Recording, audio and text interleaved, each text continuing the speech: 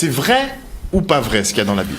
Alors, il faut savoir que la Bible même dit que ce qu'il y a dans le livre n'est pas vrai. Ça, des fois, je prends les gens en stop, ils ont la Bible, ils vont eux-mêmes à la page, ils lisent. Je garde d'ailleurs la voiture, parce que je sais que ça va être quand même un choc.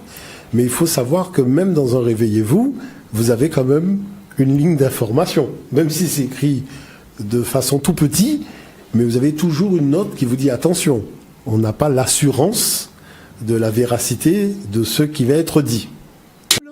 Je vous dis que dans la Bible, quand vous lisez les notes d'information, on vous dit que ces textes sont des copies de textes plus anciens. Vous allez citer M. Moutonde, vous allez affirmer une chose. Vous n'amenez même pas la preuve. Vous allez dire qu'il est écrit dans certaines Bibles que tout ce qui est écrit n'est pas vrai. Mais où est-ce que c'est écrit ça? À un moment donné, vous allez même citer le magazine Réveillez-vous. Le magazine Réveillez-vous est un magazine des témoins de Jéhovah. Moi, je ne suis pas témoin de Jéhovah. Eux ne croient pas en la divinité de Jésus-Christ. 1 Jean 5,20. Eux ne croient pas en ça. D'accord? À la suite de la témoin de Jéhovah, mais qu'est-ce qu'il y a? Il y a Charles Taze Russell. Charles Taze Russell était un franc-maçon du 33e degré. Est-ce que Jésus-Christ est un franc-maçon? Non, c'est pas un franc-maçon. Donc, est-ce que prendre le magazine Réveillez-vous comme référence, est-ce que c'est pertinent même d'un point de vue historique, d'un point de vue recherche historique? C'est pas du tout pertinent, mais pas du tout. Parce que là, à partir de là, on peut aller trouver des références partout, d'accord? Et voilà, c'est du n'importe quoi.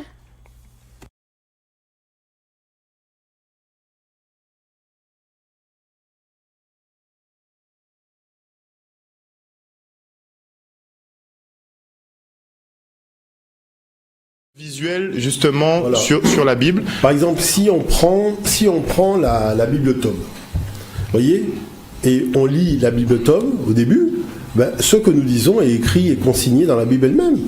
C'est-à-dire que la différence qu'il y a entre ce que dit la Bible et moi, c'est que la Bible dit que les textes qui sont là ne sont pas les vrais textes. L'écriture, voilà par exemple ici l'image, ça fait l'objet d'une réécriture. Et que on peut par exemple lire, moi je peux lire par exemple ce qui est écrit. Alors à la page 21 de la Bible Tome, c'est marqué: en racontant les origines du monde et de l'humanité, les auteurs bibliques n'ont pas hésité à puiser directement ou indirectement dans les traditions de l'ancien Proche-Orient. Donc puiser directement ou pas, ça veut dire copier, plagier. Bon, donc ça veut dire que c'était des Noirs qu'on a blanchis. Bon. Les découvertes archéologiques depuis plus d'un siècle montrent en effet qu'il existe plusieurs pages. Il existe entre les premières pages de la Genèse et des textes lyriques, sapientaux ou liturgiques, de Sumer, c'est-à-dire la tradition des Noirs élamites, de Babylone, la tradition des Noirs chaldéens, de Thèbes, de la tradition des Noirs égyptiens, ou d'Ougarit, c'est-à-dire les Cananéens, bien des points communs. Et je voudrais prendre un exemple, Thomas Romer, donc ce serait bien de prendre le temps de l'écouter. Thomas Romer, c'est le spécialiste de l'enseignement théologique à l'université de Lausanne, et c'est lui qui enseigne donc l'Ancien Testament, mais la particularité qu'il a, c'est qu'il maîtrise l'écriture hébraïque. Donc son enseignement, son explication, sa démonstration, il la base à partir des textes hébraïques. C'est même pas à travers les traductions, déjà au niveau des textes hébraïques. Et quand il analyse ça, parce qu'il est au Collège de France, vous voyez, et c'est lui qui est responsable de l'enseignement théologique et de l'explication maintenant historiographique des choses, vous allez voir que ce qu'il dit est détonnant pour celui qui ne connaît pas. Mais celui qui connaît la problématique historiographique, on se dit, tiens, là voilà quelqu'un qui fait quand même un petit effort de vérité. Donc prenons le temps de l'écouter, parce que c'est intéressant de voir ce qu'il dit.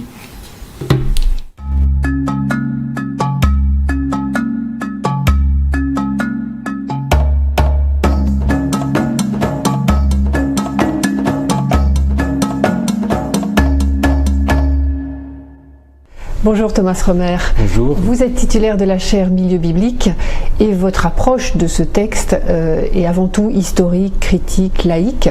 Vous montrez bien à quel point ce texte n'est pas écrit par un seul auteur et d'ailleurs n'est pas un seul texte. Il n'y a pas forcément une non, il n'y a pas d'unité, c'est vrai.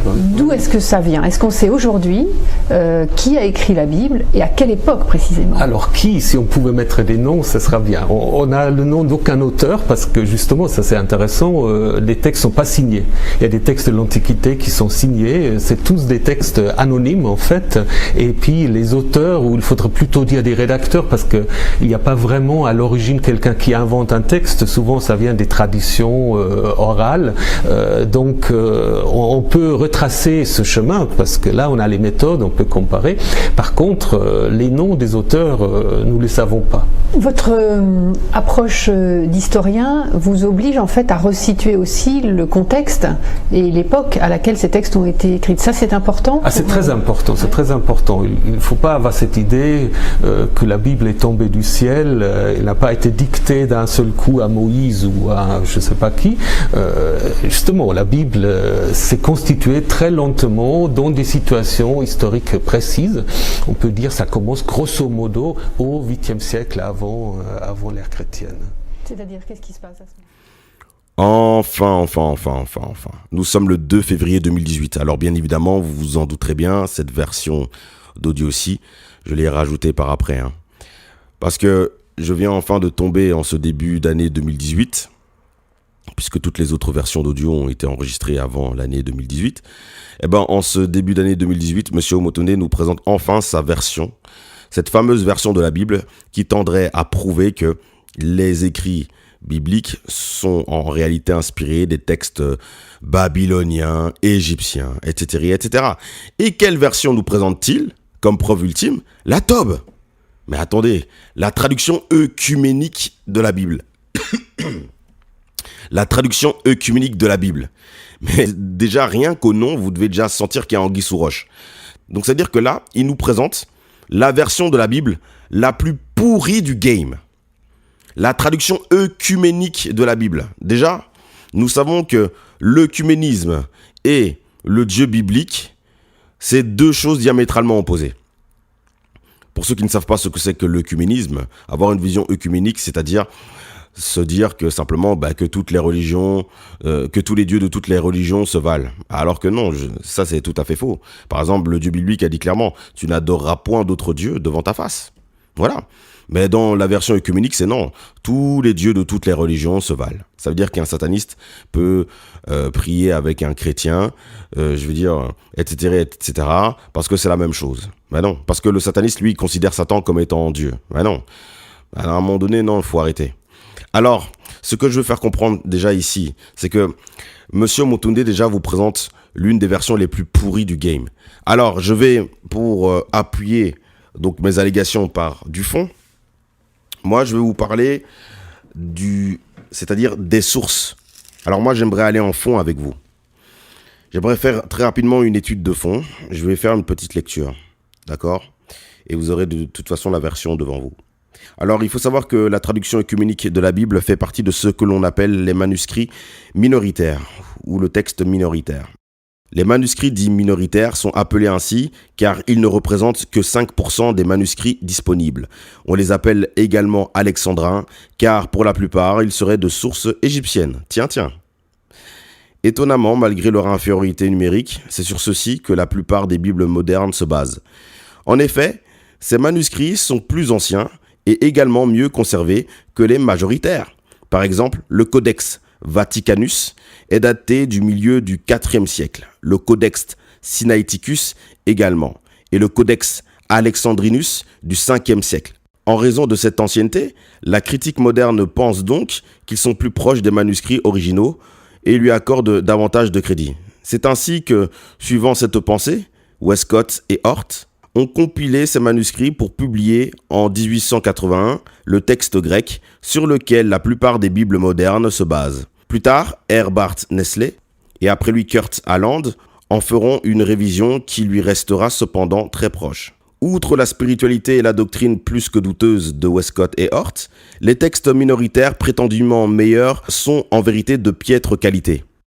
Le plus important d'entre eux, le Codex Vaticanus, est sorti mystérieusement des bibliothèques du Vatican en 1481.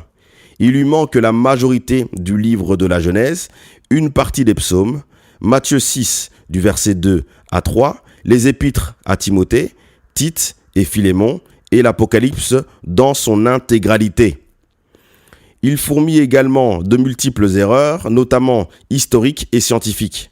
Quant à lui, le Codex Sinaiticus a été retrouvé par Tischendorf dans les poubelles d'un monastère au pied du mont Sinaï. C'est dire la valeur que les moines accordaient à ce dernier.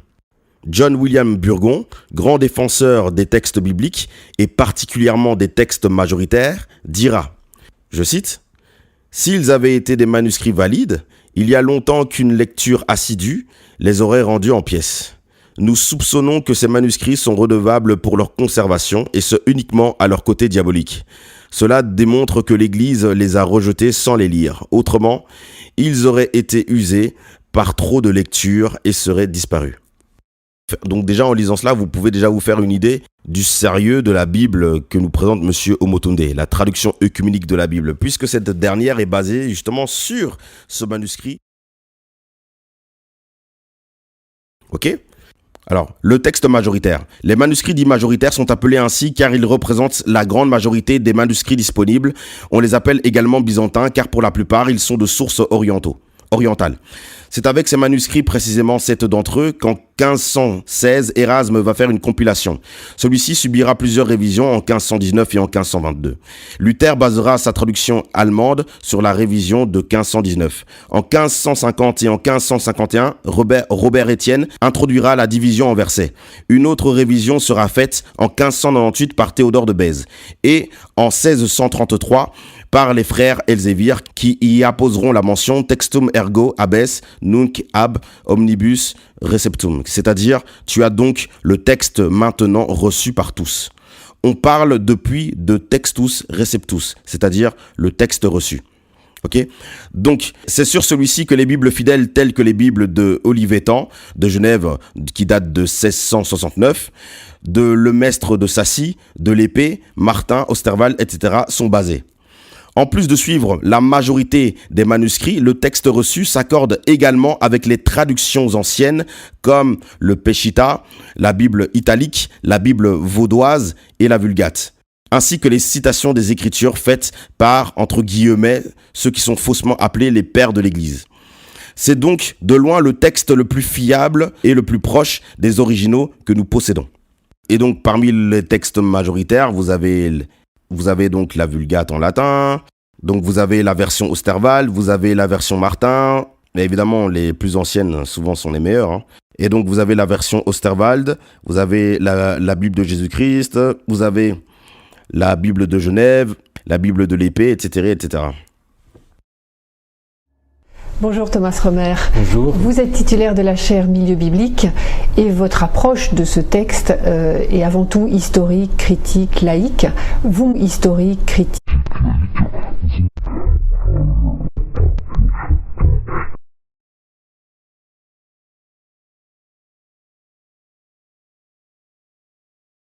En fait, il y a une tradition à la fois politique et philosophique, peut-être religieuse, qui est la suivante. C'est très simple.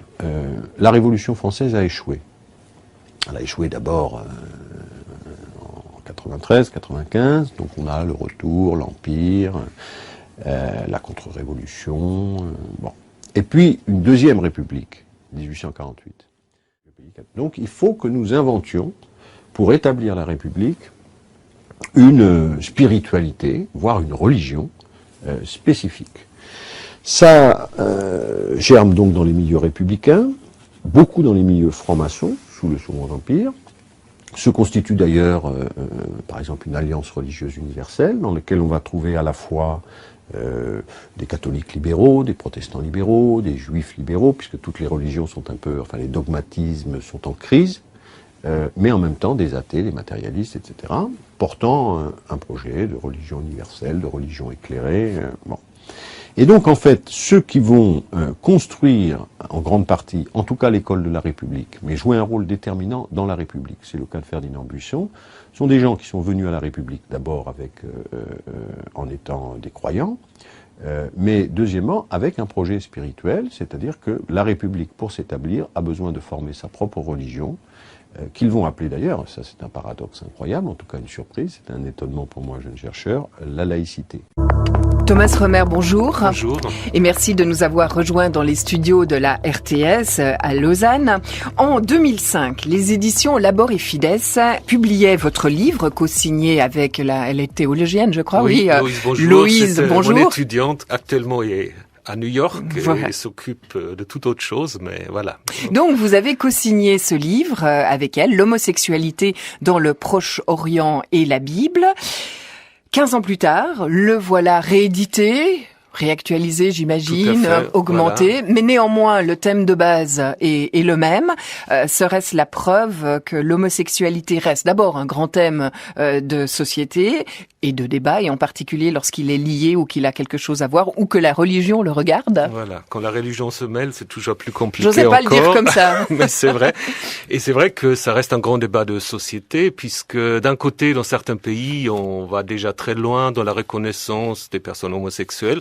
Dans d'autres pays du monde, c'est toujours considéré comme un délit, voire même puni de peine de mort. Donc on est quand même encore dans une situation où c'est pas aussi évident que cela. Y compris et surtout, donc, vous le disiez, quand la religion et l'Église, ce qui est pas tout à fait la même chose d'ailleurs, la religion et l'Église, quand l'Église s'en mêle, parce que là vous nous parlez des lois, les lois évoluent, pas dans tous les pays, le débat public évolue aussi, il fait pression d'ailleurs ce débat public sur l'Église. Je pense quand même, parce que tout le débat qu'on a eu ici aussi à Lausanne, ou disons dans le canton de Vaud, dans le cadre de l'ERV, sur l'Église évangélique réformée du canton de Vaud, qui a quand même longuement débattu sur la question de la bénédiction à accorder ou non aux couples homosexuels qui ont conclu un partenariat. Ça montre que ça va pas de cela, et puis ça risque même un peu de créer de remous en France aussi. En France, l'Église réformée, l'Église unie réformée luthérienne de France a aussi décidé d'aller dans ce sens, mais actuellement il y a tout un groupe qui s'appelle les confessants, je crois, et qui en fait veulent faire un peu scission. Donc c'est toujours, et je sais pas toujours très bien pourquoi, c'est toujours un problème pour beaucoup de chrétiens, peut-être aussi pour des juifs et des musulmans, d'accepter l'homosexualité. Vous ne savez pas très bien pourquoi. Monsieur Motonde est en train de nous vendre Monsieur Thomas Romer comme étant un grand érudit qui connaît l'hébreu et tout ça. Comment ça se fait que Monsieur Motonde n'a pas du tout soulevé le fait que Monsieur Thomas Romer milite pour la bénédiction des couples homosexuels et pour l'homosexualité? Et en plus, pour l'homosexualité à la lueur et à la lumière de la Bible. C'est-à-dire que selon Monsieur Thomas Romer, on peut bénir des couples homosexuels. La Bible ne dit rien justement sur l'homosexualité. La Bible n'est pas contre l'homosexualité. Selon Monsieur Thomas Romer, la Bible est juste contre, si vous voulez, la confusion sexuelle, entre guillemets. Voilà, la Bible serait juste contre, si vous voulez, l'androgynie, etc., etc. Mais enfin, après, vous savez, ça, c'est des pseudo-intellectuels, des gens qui passent du temps à faire des circonlocutions, employer des termes compliqués pour éviter d'aller droit dans le but, pour éviter de choquer les gens. En fait, ils font vraiment le travail de Babylone. En bref, c'est comme si Monsieur Omotunde était en train de vous présenter un militant LGBT, mais attention, théologien, exégète, etc., etc. Fumisterie, ça c'est Babylone. Donc voilà tout le sérieux des sources de Monsieur Omotunde. C'est quand même dommage. Et d'ailleurs, ce n'est pas pour rien que Monsieur Thomas Romer est interviewé à grosse pompe auprès de l'Église protestante unie de France, qui est une organisation abominable, qui a validé le mariage des couples homosexuels. Dans l'Église protestante unie, on bénit des couples homosexuels. D'accord ? Donc ne venez pas me parler de Monsieur Thomas Romer comme étant une référence en la matière. On parle de faits. De faits scientifiques, de faits prouvés, qui sont issus de recherches, de choses avérées. Et justement, pour que les choses...